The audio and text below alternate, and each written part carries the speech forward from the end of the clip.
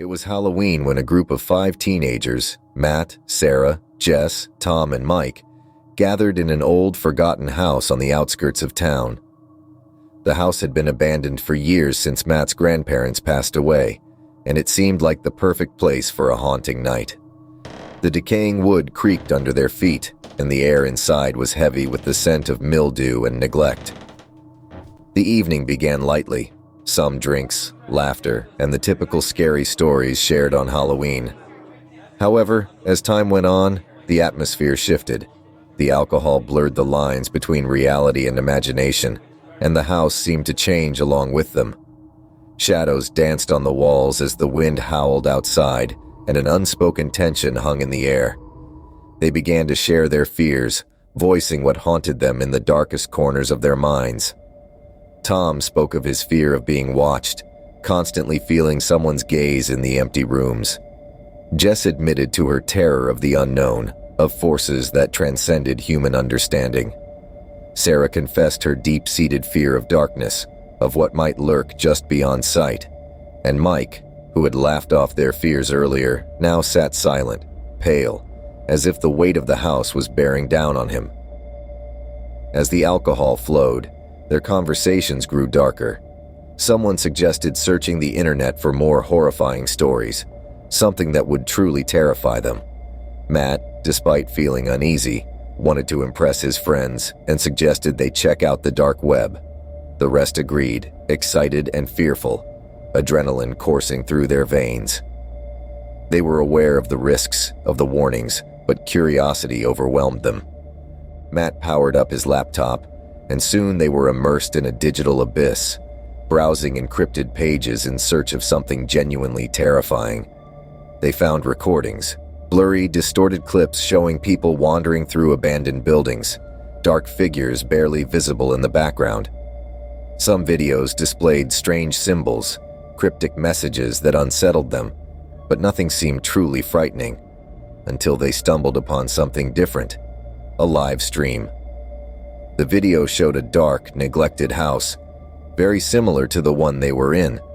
The camera slowly moved through the dim corridors, and the group watched in silence, horrified by the chilling resemblance to their surroundings.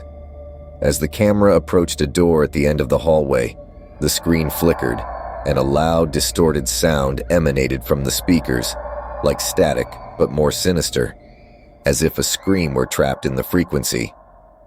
The camera focused on the door, which slightly opened, revealing only darkness beyond.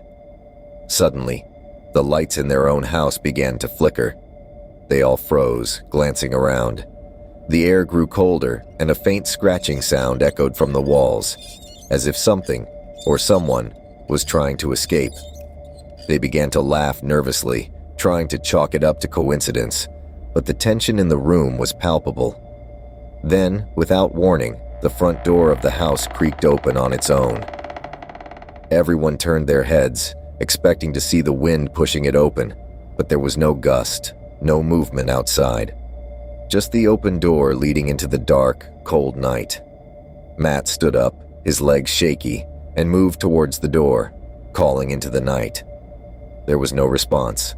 He slammed the door shut and returned to the group, but unease had settled deep in their minds. Then they heard it, a soft tapping coming from upstairs.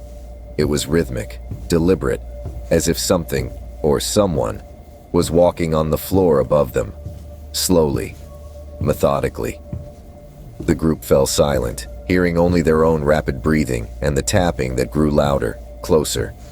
Mike stood up, his voice trembling as he suggested they leave the house, but before anyone could respond, the tapping stopped. Silence. They all waited, tense, but there were no more sounds. Matt sighed in relief and sat back down, but something was off. The room felt different. Jess, who had just been sitting next to Mike, looked around in horror. "Where's Mike?" she whispered, her voice trembling. The others glanced around the room, expecting to see him standing by the door or near the stairs. But Mike was nowhere to be found. The spot where he had sat was empty, his drink still standing on the floor, untouched. There was no sound, no movement, No sign that he had left at all.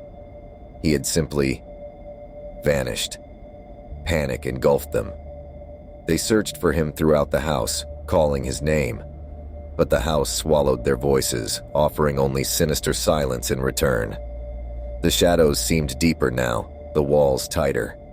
Every room they searched was empty, with no trace of Mike. The night stretched on endlessly, and the group, gathered in the living room, was paralyzed by fear.